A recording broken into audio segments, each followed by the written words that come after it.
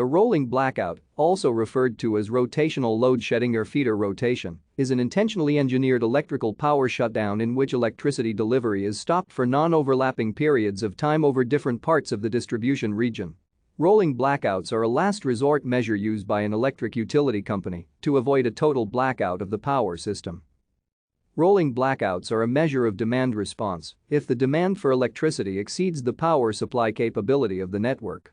Rolling blackouts may be localized to a specific part of the electricity network, or they may be more widespread and affect entire countries and continents.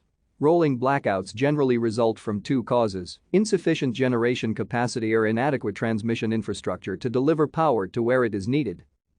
Rolling blackouts are also used as a response strategy to cope with reduced output beyond reserve capacity from power stations taken offline unexpectedly, such as an extreme weather event.